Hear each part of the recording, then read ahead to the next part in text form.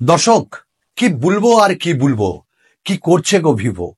Vivo তাদের V50 launch করে দিল, ভালো স্মার্টফোন আন্ডার 35,000-এ।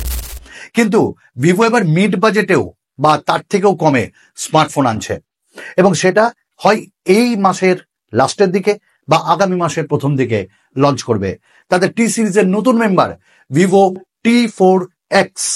আমরা আজকে এই নিয়েই কথা বলবো, এবং স্মার্টফোনটি কত দাম, কবে লঞ্চ হবে এবং নেওয়া যাবে, তো সবকিছু আমরা দেখে নিব। দেখুন, ভিভো তাদের T3X লঞ্চ করেছিল, দুর্দান্ত কাঁপিয়েছিল মার্কেট। এবারই তারই আপগ্রেডেশন এবং তারই সাকসেসর ভিভো T4X। অ্যাকচুয়ালি ফ্লিপকার্টে ল্যান্ডিং পেজ চলে এসছে, এবং ফ্লিপকার্টে যখন ল্যান্ডিং পেজ চলে আসে, কামিং সুন দেখায়, তার কিছুদিনের মধ্যেই লঞ্চ হয়ে যায়। তো এই মাসের শেষ বা সামনে মাসের প্রথমের দিকে, অর্থাৎ মার্চের প্রথম বা ফেব্রুয়ারির শেষে আমরা ভিভো T4X দেখতে পাবো। এবং এই স্মার্টফোনটা প্রথমেই আমরা বলি যে ডিজাইন নিয়ে যদি কথা বলি, দেখুন ফার্স্ট লুক তো সামনে আসেনি, তবে যতটুকুন মন বলছে ডিজাইনে খুব যে অন্তর হবে T3X এর সঙ্গে তা নয়। ভিভো T3X এর মতনই দেখতে হবে ভিভো T4X, একটু আধটু চেঞ্জ হতে পারে। ইয়েস, ইটস এ পলিকার্বনের ডিজাইনের সঙ্গেই আসবে, ফোন হবে একটু হালকা। তবে ব্যাটারি, এখানটা একটা ব্যাপার আছে, বিভৎস ব্যাটারি, সেগমেন্ট ফার্স্ট ব্যাটারি আমরা এখানটায় পাবো এই দামে, বলছি একটু পরে। এবং এখানটায় যদি আমরা ডিসপ্লে বলি, তাহলে এখানটায় 6.7 ইঞ্চেসের কাছাকাছি 120 হার্টসের একটা ডিসপ্লে থাকবে। বাট এটা অ্যামোলেড না আমরা আইপিএস প্যানেল পাবো, এটা একটা মানে সন্দেহ আছে। তবে আপগ্রেডেশন করতে চাইলে আমার মনে হয় অ্যামোলেড ডিসপ্লে দেওয়া ভালো। আর যদি অ্যামোলেড থাকে তাহলে ইন ডিসপ্লে ফিঙ্গারপ্রিন্ট স্ক্যানার পাবো, আর যদি অ্যামোলেড না থাকে তাহলে সাইড মাউন্টেড ফিঙ্গারপ্রিন্ট স্ক্যানার পাবো।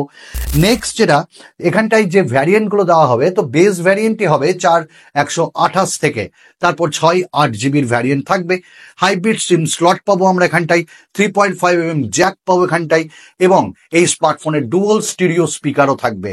এইগুলো কিন্তু ছোট ছোট জিনিস, কিন্তু অনেক ব্র্যান্ড এগুলোকে স্কিপ করে দেয়, তো আমার ভালো লেগেছে। LPDDR4X র্যাম টাইপ এবং UFS 2.2 স্টোরেজ টাইপ পাবো, মানে ডে টু ডে ইউসেজে তেমন কোনো মানে প্রবলেম হবে না। তবে প্রসেসর এবার আপনাদের ভালো লাগবে, মিডিয়াটেক ডাইমেনসিটি 7300 এই প্রসেসরটি দেওয়া হয়েছে, যেটা একটি 4nm টেকনোলজির প্রসেসর। এবং ন্যানোমিটার যত কম, পারফরমেন্স তত বেশি, হিটিং ইস্যু তত কম। এবং এটির যদি অন্তত বেঞ্চমার্ক স্কোর দেখা যায়, তাহলে প্রায় 7 লাখের কাছাকাছি। আর একটা স্মার্টফোনের অন্তত স্কোর যদি 7 লাখ 8 লাখ হয়, তাহলে একটা বেঞ্চমার্ক ধরা হয় যে না, পারফরমেন্স ওয়াইজ স্মার্টফোনটি ভালো। তো ডে টু ডে ইউসেজ আপনার কোনো প্রবলেম হবে না, গেমিং এক্সপিরিয়েন্সও ভালোই পাবেন। তো আমার মনে হয় স্মার্টফোনটির পারফরমেন্স আপনাকে একদম লেট ডাউন করবে না। এবার আমরা কথা বলে নেব যে এর ক্যামেরা 50 মেগাপিক্সেলের মেন সেন্সর, 2 মেগাপিক্সেলের আমরা একটা ডেপথ সেন্সর পাবো, 8 কিংবা 13 মেগাপিক্সেলের সেলফি ক্যামেরাও আমরা এখানটায় পাবো। তো আপগ্রেডেশন করতে চাইলে 13 মেগাপিক্সেলের সেলফি ক্যামেরা অবশ্যই দেওয়া উচিত, এবং ফুল এইচডি ভিডিও রেকর্ডিংও করতে পারবো। পেছনের ক্যামেরা দিয়ে I think 4K video recording at the 30 FPS এ করতে পারবো। আমরা অ্যান্ড্রয়েড 15 পাবো, ফানটাচ ওএস পাবো, এবং আপডেটও পাবো 2-3টে মেজর। এবং ফানটাচ ওএসে হ্যাঁ কিছু অ্যাডস ফ্যাডস থাকে এবং কিছু ব্লোটওয়্যার থাকে, তাও কিন্তু অনেকটাই কম। তো এই অপারেটিং সিস্টেম বা ওএসটাও বেশ ভালো। আমরা নেক্সট যাবো 6500 mAh ব্যাটারি। আপনি যদি ফ্লিপকার্টের টিজারটাকে ভালো করে এক্সামিন করেন, তাহলে দেখবেন 6500 mAh ব্যাটারি, এবং 6500 mAh ব্যাটারি আপনাকে নিঘাত লেট ডাউন করবে না, একটা ভালো পারফরমেন্স দেবে ডে টু ডে ইউসেজে বা হেভি টাস্কে।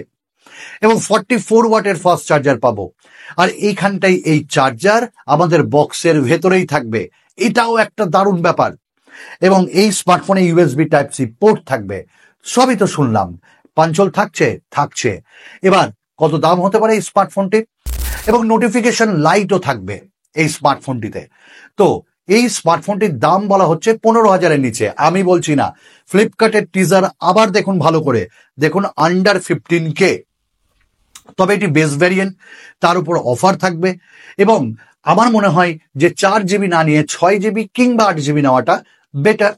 তো এই স্মার্টফোনটির যে প্রাইস হিসাবে, সেটা কিন্তু আমার মনে হয়েছে যে সবকিছুই সুন্দরভাবে এর ভেতরে দেওয়া হয়েছে।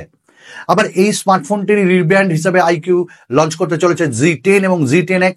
তো যারা আইকিউকে ভালোবাসেন তারা যেতে পারে জেড সিরিজে, আর যারা ভিভো লাভার তারা টি সিরিজে। তো ভিভো টি সিরিজ মানে একটা অলরাউন্ডার স্মার্টফোন, এবং এই দামে আমার মনে হয়েছে একটি ভালো স্মার্টফোন। 5G এখানটায় রয়েছে এবং 5Gর যাবতীয় ব্যান্ড এখানটায় রয়েছে। ভালো লেগেছে, ডুয়াল স্পিকারও আমরা পেয়ে যাচ্ছি এই স্মার্টফোনটাই, এবং 3.5 জ্যাক, যেটা অন্যান্য অনেক ব্র্যান্ড আজকের দিনে স্কিপ করছে, তারা এখানটাই দিচ্ছে। তো এই ছিল ভিভো T4X এর অল রাউন্ড একটা আপনাদের বলে দেওয়া।